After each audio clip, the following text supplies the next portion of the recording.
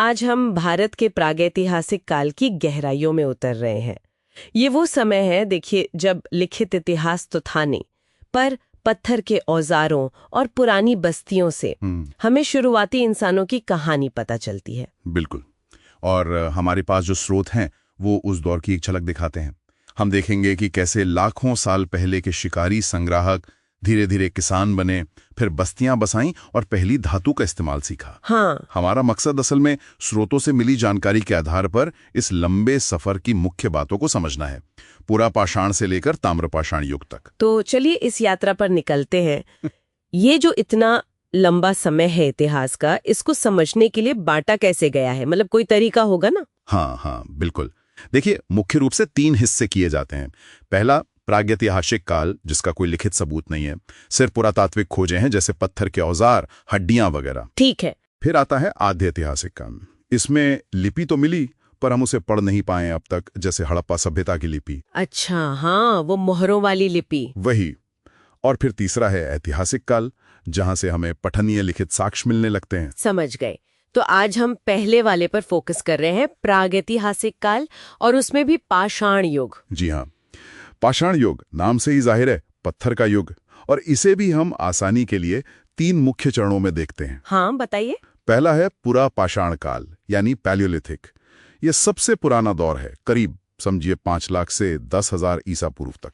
5 लाख साल, बाप रे। हाँ, बहुत लंबा समय। फिर आता है मध्य पाषाण काल या मेसोलिथिक। ये लगभग 9,000 से 4,000 ईसा पूर्व के बीच का है। और फिर है नव पाषाण काल, नियोलिथिक, यानी नया पत्थर युग। ये करीब 7,000 से 1,000 ईसा पूर्व तक चला। तो पुरा पाषाण काल जो सबसे लंबा था, 5 लाख साल पहले, ये तो वो प्लिस्टोसीन यानी हिम युग का समय रहा होगा। तब तो जीवन बहुत मुश्किल रहा होगा। बिल्कुल, आप सही कह रही हैं। वो हिम युग का ही दौर था। जीवन पूरी तरह प्रकृति पर निर्भर था। शिकार करना, कंदमूल, फल वगैरह इकट्ठा करना, इसीलिए उन्हें शिकारी संग्राहक कहते हैं। और औजार, वो कैसे थे? शुरुआत में तो औजार बड़े और कह सकते हैं बेडौल पत्थर के होते थे, जैसे हाथ की कुल्हाड़ी। लेकिन धीरे धीरे तकनीक बेहतर हुई।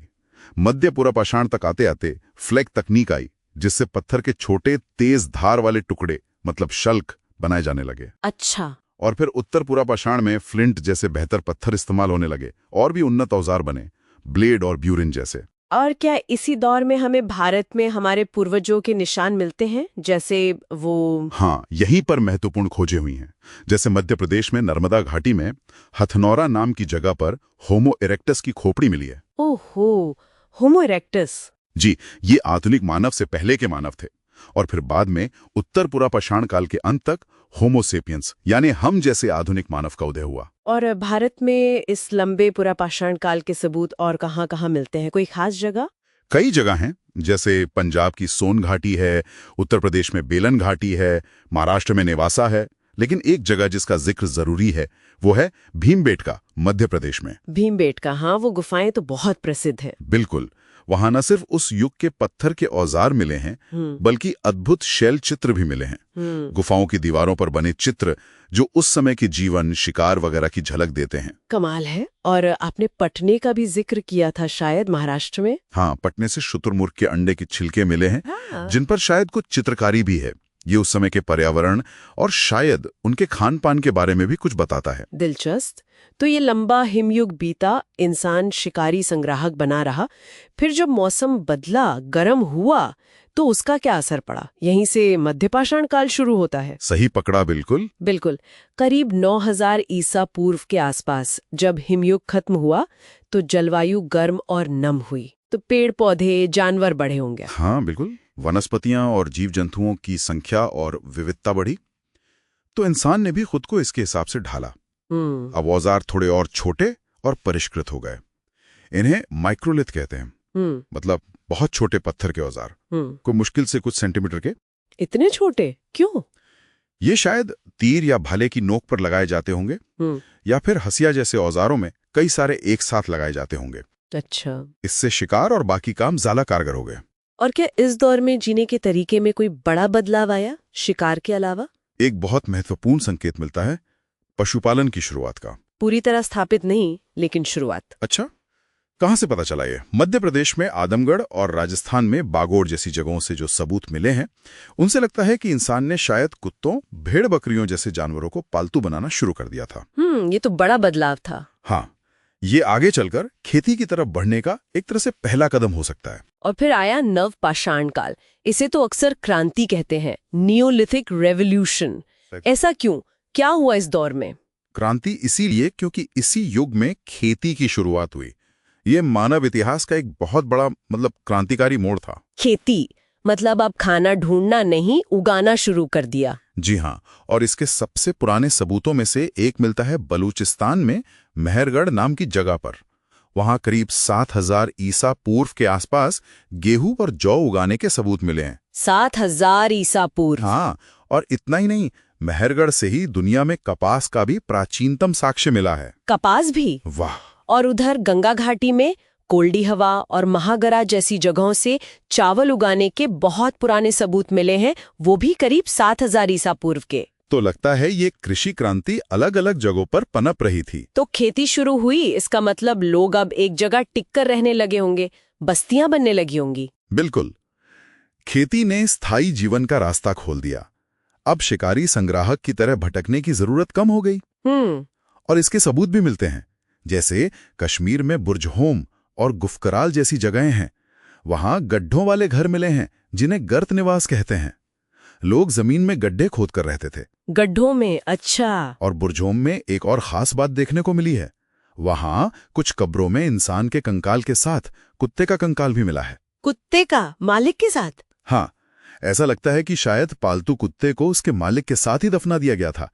ये उस समय के इंसानों और जानवरों के बीच के रिश्ते पर रोशनी डालता है। ये तो बहुत ही भावुक करने वाली बात है ना? इसी दौर में बिहार के चिरान से हड्डी के बने बहुत सुंदर उपकरण भी मिले हैं। और दक्षिण भारत में संगनक्कल्लू, हल्लूर जैसी जगहों पर रागी जैसी फसलें उगाई जाने लगी। और वो सेल्ट का जिक्र भी था शायद, वो क्या था? हाँ, सेल्ट एक खास तरह का पॉलिशदार पत्थर का औजार होता था, कुल्हाड़ी जैसा। ये भी नवपाषाण काल की पहचान है। तो खेती हो गई, स्थायी बस्तियां बन गईं, तकनीक और समाज में और क्या बदलाव दिखे इस क्रांति के दौरान?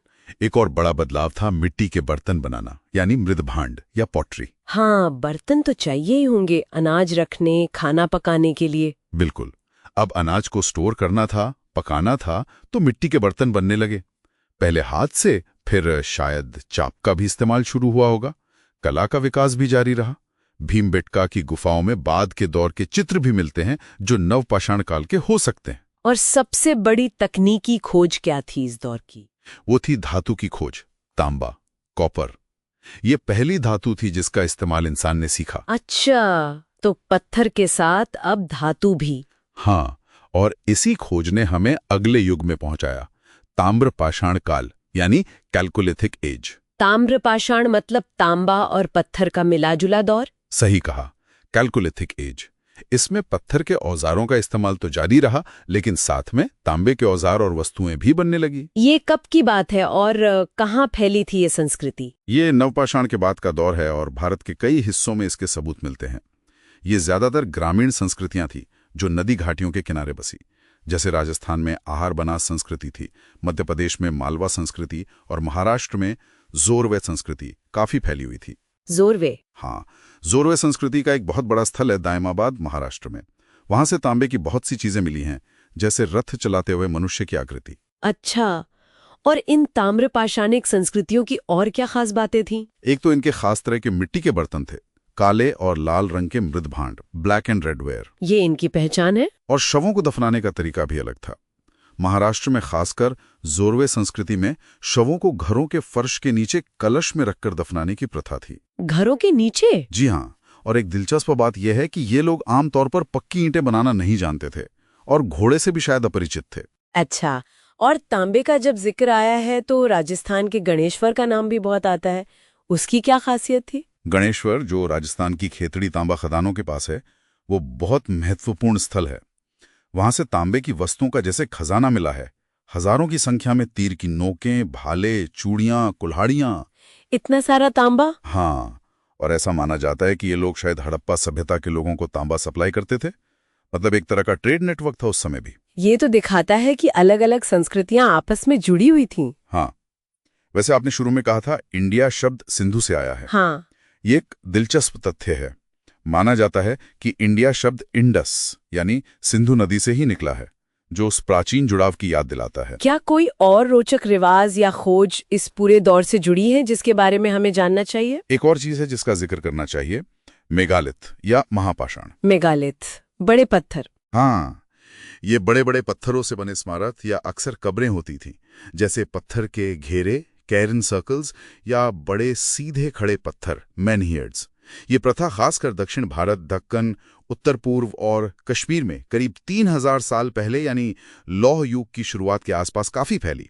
ये उस समय के सामाजिक संगठन और उनके धार्मिक विश्वासों के बारे में बहुत कुछ बताती हैं। तो पत्थर के पहले बेडौल औजार से लेकर तांबे के इस्तेमाल तक, फिर शिकार और संग्रहण से खेती और स्थायी बस्तियों तक, क्या गजब का सफर रहा है कि भारतीय उपमहाद्वीप में शुरुआती इंसानों का। बिल्कुल, हर खोज, चाहे वो हथनोरा में मिली वो पुरानी खोपड़ी हो, या भीमबेटका की वो अद्भुत कला, या फिर बुर्जहोम में मालिक के साथ दफन वो कुत्ता, हर चीज हमें हमारे पूर्वजों के जीवन, उनकी चुनौतियों, उनकी सूझबूझ और उनकी सफलताओं की एक कहानी सुनाती है। हाँ, ये छोटी छोटी कड़ियां ही हैं जो हमें हमारे इतने गहरे अतीत से जोड़ती हैं। वाकई। और चलिए आज की चर्चा के अंत में श्रोताओं के लिए एक विचार छोड़ जाते हैं। जरूर। ये जो शुरुआती तकनीकें विकसित हुई, खेती की शुरुआत हुई, समाज बने, बस्तियां बसीं, इन्होंने भारत की बाद की महान सभ्यताओं जैसे कि हड़प्पा सभ्यता की नींव आखिर कैसे रखी होगी, इस पर सोचना काफी दिलचस्प हो सकता है।